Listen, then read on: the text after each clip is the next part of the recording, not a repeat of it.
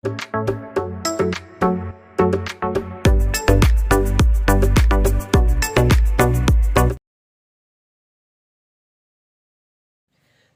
ഏവർക്കും study Nifty മലയാളത്തിന്റെ daily market ന്യൂസിലേക്ക് സ്വാഗതം.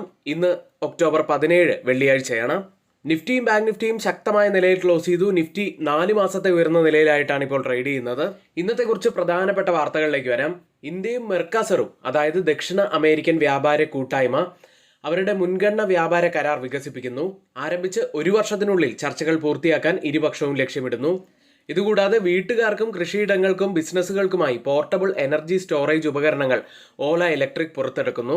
ഇന്ത്യയും ഓസ്ട്രേലിയയും 5ാമത് ഇന്ത്യ ഓസ്ട്രേലിയ ഊർജ്ജ സംവാദം ന്യൂഡൽഹിയിൽ നടത്തി. ഊർജ്ജ സഹകരണം ശക്തിപ്പെടുത്തുന്നതിനെ കുറിച്ച് തന്നെയാണ് പ്രധാനപ്പെട്ട വിഷയമായി വന്നത്. ഇതുകൂടാതെ ഊർജ്ജ കാര്യക്ഷമതയും സുസ്ഥിര വളർച്ചയും ഇതുവഴി ലക്ഷ്യമിടുന്നുണ്ട്.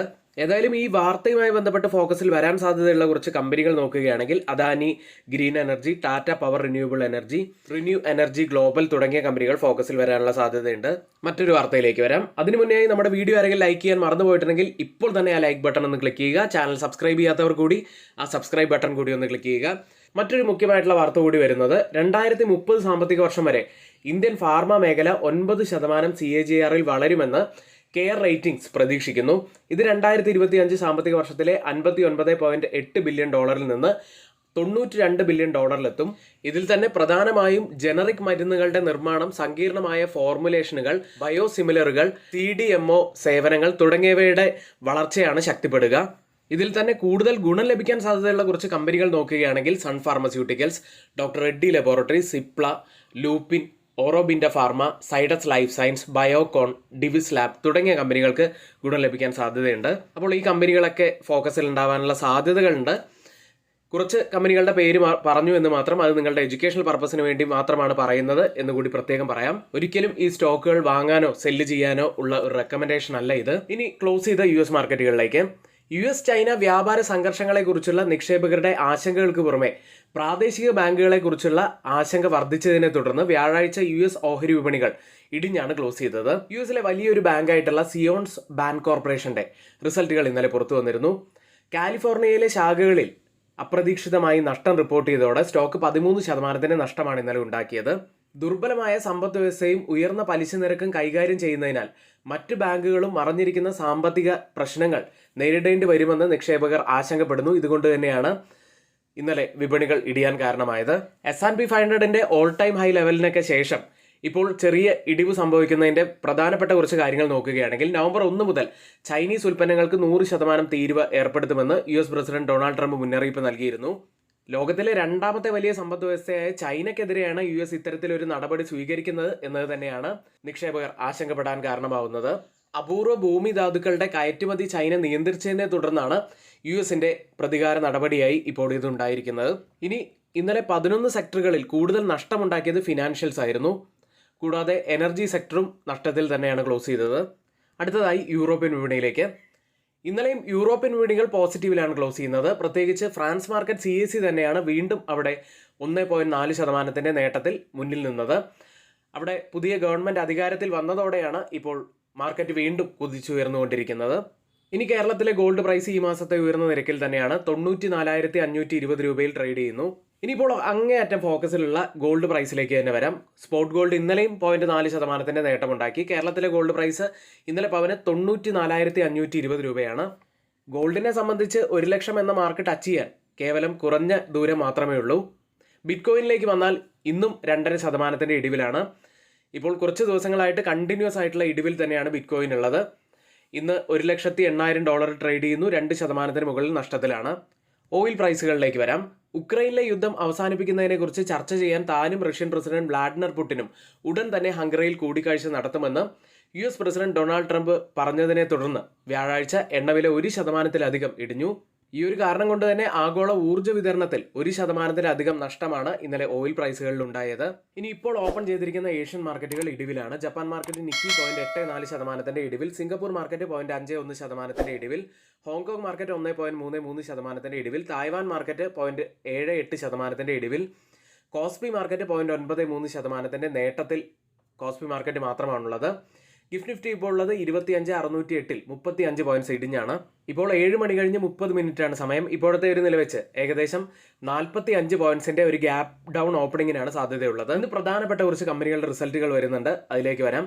ആദ്യം റിലയൻസ് ഇൻഡസ്ട്രീസിന്റെ റിസൾട്ട് തന്നെയാണ് ഇന്ന് പ്രധാനപ്പെട്ടതായി വരുന്നത്. JSW സ്റ്റീൽ, JSW എനർജി, 361 വാം, Atul, AU small finance bank, Bajaj health care, bank of India, Ceat, central bank of India, CSE Crisil, Dalmia Bharat, DCB bank, Dixon technologies, Havells India, Hindustan zinc, Indian Siemens, India mart, Intermesh, Jindal saw, Jana small finance, L&T technology services, Oracle financial services, Polycab India, Poonawalla fincorp, PVR Inox, REC, shoppers stop, Sobha, sterling and Wilson renewable energy, Tanla platform, Tata technologies, Tejas network, TTK health care, UCO bank, Ujjivan small finance bank തുടങ്ങിയവയാണ്. പുറത്തു വന്ന പ്രധാനപ്പെട്ട കമ്പനികളുടെ റിസൾട്ടുകളിലേക്ക് വരാം. ആദ്യം Infosys. Net പ്രോഫിറ്റിൽ 13.2% വർധനമാണ് കമ്പനി രേഖപ്പെടുത്തിയത്. 7,364 കോടി രൂപയിലാണ് പ്രോഫിറ്റ് ഉള്ളത്. റവന്യൂവിൽ 8.6% വർധനവാണ് വന്നിരിക്കുന്നത്. 44,490 കോടി രൂപയിലാണ് റവന്യൂ ഉള്ളത്. റവന്യൂ ഇൻ ഡോളർ ടേംസിൽ 3.7% വർധനമാണ് ഇയർ ഓൺ ഇയറിൽ രേഖപ്പെടുത്തിയിരിക്കുന്നത്. കമ്പനി ഇൻട്രീം ഡിവിഡൻഡായി 23 രൂപയാണ് പ്രഖ്യാപിച്ചത്. ഇന്നലെ ഇൻഫോസിസ് ADRൽ ഏകദേശം 4% ഇടിവാണ് തുടക്കത്തിൽ ഉണ്ടാക്കിയത്. അതിനുശേഷം ഇൻഫോസിസ് ഏകദേശം 2.5% അടുത്ത് ഇടിഞ്ഞാണ് ക്ലോസ് ചെയ്തത്. വിപ്രോയും 2.5% ഇടിവിലാണ് ക്ലോസ് ചെയ്തത്. ബാങ്കിങ് സൈഡിൽ HDFC ബാങ്ക് മാത്രമാണ് 1.5% മുകളിൽ നഷ്ടത്തിൽ ക്ലോസ് ചെയ്തത്. വിപ്രോയും ADRൽ ഇടിയാനുള്ള കാരണമായത് അതിന്റെ പ്രോഫിറ്റ് 1.2% മാത്രമാണ് ഉയർന്നത്. ഇയർ ഓൺ ഇയറിൽ 3,246.2 കോടി രൂപയിലാണ് പ്രോഫിറ്റ് ഉള്ളത്. റവന്യൂവിലും ചെറിയ ഗ്രോത്ത് മാത്രമാണുള്ളത്. 1.8% വർധനമാണ് വന്നിരിക്കുന്നത്. 22,697.3 കോടി രൂപയിലാണ് റവന്യൂ ഉള്ളത്. IT സർവീസസ് റവന്യൂവിൽ 2% മാത്രം വർധനവ് ഇയർ ഓൺ ഇയറിൽ വന്നു. IT സർവീസസ് എബിറ്റയിൽ 1.3% വർധനവും രേഖപ്പെടുത്തി. അടുത്തതായി ജിയോ ഫിനാൻഷ്യൽ സർവീസസിന്റെ നല്ല ഒരു റിസൾട്ടിലേക്ക്. പ്രോഫിറ്റിൽ 0.9% വർധനവ് മാത്രമേ വന്നിട്ടുള്ളൂ. ഇയർ ഓൺ ഇയറിൽ 695.04 കോടി രൂപയിലാണ് പ്രോഫിറ്റ് ഉള്ളത്. എന്നാൽ റവന്യൂവിൽ 41.5% വർധനവ് ഇയർ ഓൺ ഇയറിൽ രേഖപ്പെടുത്തി. 981.39 കോടി രൂപയിലാണ് റവന്യൂ ഉള്ളത്. അസറ്റ് അണ്ടർ മാനേജ്മെന്റ് 14,712 കോടി രൂപയിലായി. കഴിഞ്ഞ വർഷം ഇതേ കാലയളവിൽ വെറും 1,206 കോടി രൂപയാണ് അസറ്റ് അണ്ടർ മാനേജ്മെന്റ് AUM ആയി കമ്പനി റിപ്പോർട്ട് ചെയ്തത്. മറ്റൊരു കമ്പനി LTI മൈൻട്രി ആണ്. നെറ്റ് പ്രോഫിറ്റിൽ 10.4% വർധനവ് രേഖപ്പെടുത്തി. 1,381.2 കോടി രൂപയിലാണ് പ്രോഫിറ്റ് ഉള്ളത്. റവന്യൂവിൽ 10.2% വർധനവ് രേഖപ്പെടുത്തി. 10,394.3 കോടി രൂപയിലാണ് റവന്യൂ ഉള്ളത്. എബിറ്റയിൽ 13% വർധനവും കമ്പനി രേഖപ്പെടുത്തി. 1,648.1 കോടി രൂപയിലാണ് എബിറ്റ് റിപ്പോർട്ട് ചെയ്തത്. കമ്പനി ഇൻട്രീം ഡിവിഡൻഡായി 22 രൂപയാണ് പ്രഖ്യാപിച്ചത്. അടുത്ത JSW ഇൻഫ്രാസ്ട്രക്ചർ എന്ന കമ്പനിയാണ്. നെറ്റ് പ്രോഫിറ്റിൽ 2.8% ഇടിവാണ് രേഖപ്പെടുത്തിയത്. 361.2 കോടി രൂപയിലാണ് പ്രോഫിറ്റ് ഉള്ളത്. റവന്യൂവിൽ 26.4% വർധനവും വന്നിരിക്കുന്നു. അടുത്തത് വിക്രം സോളാർ എന്ന കമ്പനിയാണ്. നെറ്റ് പ്രോഫിറ്റിൽ വലിയൊരു വർധനവ് ഇപ്പോൾ വന്നിരിക്കുന്നു. 1,646.5% വലിയൊരു വർധനവ് തന്നെയാണ് വന്നിരിക്കുന്നത്. 128.5 കോടി രൂപയാണ് പ്രോഫിറ്റായി റിപ്പോർട്ട് ചെയ്ത്. കഴിഞ്ഞ വർഷം ഇതേ കാലയളവിൽ വെറും 7.4 കോടി രൂപ മാത്രമായിരുന്നു കമ്പനിയുടെ ലാഭമായിട്ടുണ്ടായിരുന്നത്. റവന്യൂവിലും 93.7% വർധനവ് വന്നിരിക്കുന്നു. 1,109.9 കോടി രൂപയിലാണ് റവന്യൂ ഉള്ളത്. അതായത് കമ്പനി ഇന്ന് തീർച്ചയായിട്ടും നല്ല ഫോക്കസിൽ തന്നെയായിരിക്കും ഉണ്ടായിരിക്കുക. അടുത്ത് പഞ്ചാബ് ആൻഡ് സിൻഡ് ബാങ്കിന്റെ നല്ല റിസൾട്ടിലേക്ക്. നെറ്റ് പ്രോഫിറ്റിൽ 22.9% വർധനവ് രേഖപ്പെടുത്തി. 294.5 കോടി രൂപയിലാണ് പ്രോഫിറ്റ് ഉള്ളത്. നെറ്റ് ഇൻട്രസ്റ്റ് ഇൻകത്തിൽ 8.8% വർധനവും കമ്പനി രേഖപ്പെടുത്തി. അടുത്തതായി FID ആക്ടിവിറ്റിയിലേക്കാണ്. FIS 997 കോടി രൂപയ്ക്ക് ബൈ ചെയ്തിരിക്കുന്നു. DIS ആവട്ടെ 4,076 കോടി രൂപയ്ക്ക് ബൈ ചെയ്തു. FIS വീണ്ടും തിരികെ ബൈയിങ്ങിലേക്ക് വരുന്നു. കൂടാതെ മാർക്കറ്റ് പുതിയ ഓൾ ടൈം ഹൈയിലേക്കൊക്കെ അടുത്തുകൊണ്ടിരിക്കുന്നത് വളരെ വളരെ പോസിറ്റീവായിട്ടുള്ള കാര്യം തന്നെയാണ് ഇന്ത്യൻ വിപണിയെ സംബന്ധിച്ച്. ഇന്നലെ ഇന്ത്യൻ വിപണി ശക്തമായിട്ടുള്ള നിലയിലാണ് ക്ലോസ് ചെയ്യുന്നത്. ഇന്ന് എന്തൊക്കെയാണ് ശ്രദ്ധിക്കേണ്ടതെന്ന് നമുക്ക് നോക്കാം. നിഫ്റ്റി 25,585 262 പോയിന്റ്സ് ഉയർന്നാണ് ക്ലോസ് ചെയ്യുന്നത്. നിഫ്റ്റിയെ സംബന്ധിച്ച് പറയുകയാണെങ്കിൽ 25,416 പ്രധാനപ്പെട്ട റെസിസ്റ്റൻസ് ഏരിയ ആവാൻ സാധ്യതയുണ്ട് എന്ന് നമ്മൾ ഇന്നലെ പറഞ്ഞിരുന്നതാണ്. എന്നാൽ അതൊക്കെ ബ്രേക്ക് ചെയ്ത് വീണ്ടും നിഫ്റ്റി നല്ല രീതിയിൽ മുകളിലേക്ക് പോയി.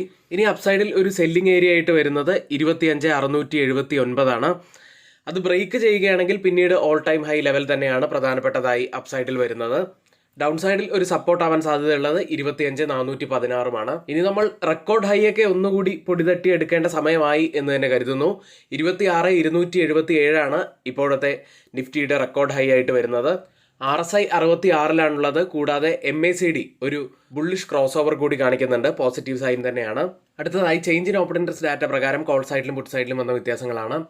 25,600 സ്ട്രൈക്കിൽ 1,206% വർധനമാണ് പുട്ട് സൈഡിൽ കാണുന്നത്, ലോങ് ബിൽഡപ്പ് ആണ്. കോൾ സൈഡിൽ 28% വർധനവ്, ഒരു ഷോർട്ട് ബിൽഡപ്പ് കാണാം. 25,550 സ്ട്രൈക്കിൽ 1,162% വർധനവ്, പുട്ട് സൈഡിൽ ലോങ് ബിൽഡപ്പ് തന്നെ. കോൾ സൈഡിൽ 13% ഇടിവ്, ഒരു ഷോർട്ട് കവറിംഗ് ആണ് കാണുന്നത്. 25,650 സ്ട്രൈക്കിൽ 2,271% വർധനവ്, പുട്ട് സൈഡിൽ ലോങ് ബിൽഡപ്പ്. കോൾ സൈഡിൽ 25% വർധനവ്, ഒരു ഷോർട്ട് ബിൽഡപ്പ് കാണാം. ഈ 3 സ്ട്രൈക്കും കമ്പയർ ചെയ്യുമ്പോൾ മാർക്കറ്റിനെ മുകളിലേക്ക് കൊണ്ടുപോകാൻ കഴിവുള്ള പുട്ട് സെല്ലേഴ്സ് നല്ല സ്ട്രോങ് ആയി നിൽക്കുന്നു എന്നാണ് കാണുന്നത്. അടുത്തതായി മാക്സിമം ഓപ്പൺ ഇൻട്രസ്റ്റ് രേഖപ്പെടുത്തിയ കോൾ സൈഡിലെയും പുട്ട് സൈഡിലെയും സ്ട്രൈക്കുകൾ പ്രകാരം ഒരു റെസിസ്റ്റൻസ് ആവാൻ സാധ്യതയുള്ളത് 25,600, സപ്പോർട്ട് ആവാൻ സാധ്യതയുള്ളത് 25,500. ബാങ്ക് നിഫ്റ്റിയിലേക്ക് 56,800 303 പോയിന്റ്സ് ഉയർന്നാണ് ബാങ്ക് നിഫ്റ്റി ക്ലോസ് ചെയ്യുന്നത്. ബാങ്ക് നിഫ്റ്റിയെ സംബന്ധിച്ച് പറയുകയാണെങ്കിൽ ഒരു ഓൾ ടൈം ഹൈ ലെവലിന് അടുത്തായിട്ട് തന്നെയാണ് ബാങ്ക് നിഫ്റ്റി ട്രേഡ് ചെയ്യുന്നത്. ഇനി ബാങ്ക് നിഫ്റ്റിയെ സംബന്ധിച്ച് ക്രൂഷ്യൽ ആയിട്ടുള്ള ഒരു സപ്പോർട്ട് ഏരിയ ആവാൻ സാധ്യതയുള്ളത് 57,100 മുതൽ 57,000 വരെയുള്ള ഒരു സോൺ തന്നെയാണ്. അപ്സൈഡിലേക്ക് വന്നാൽ 58,000 പ്രധാനപ്പെട്ട ഒരു റെസിസ്റ്റൻസ് ഏരിയയും കൂടാതെ ഓൾ ടൈം ഹൈ ലെവൽ പ്രധാനപ്പെട്ടതായി നമ്മൾ ശ്രദ്ധിക്കേണ്ട മറ്റൊരു ലെവൽ കൂടിയാവാൻ സാധ്യതയുണ്ട്.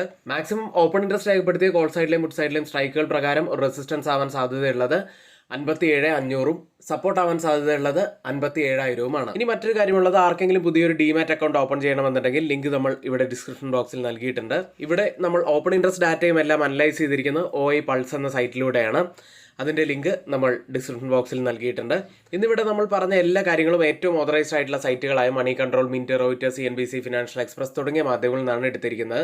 മറ്റുള്ളവയെല്ലാം നമ്മുടെ വ്യൂസ് മാത്രമാണ്, ഒരിക്കലും റെക്കമെൻഡേഷൻ അല്ല, നിങ്ങളുടെ എഡ്യൂക്കേഷൻ പർപ്പസിന് വേണ്ടി മാത്രമാണ് ഷെയർ ചെയ്യുന്നത്. എങ്കിൽ ഇന്നത്തെ ഈ വീഡിയോ ഇവിടെ പൂർത്തിയാവുന്നു. ഏവർക്കും നന്ദി.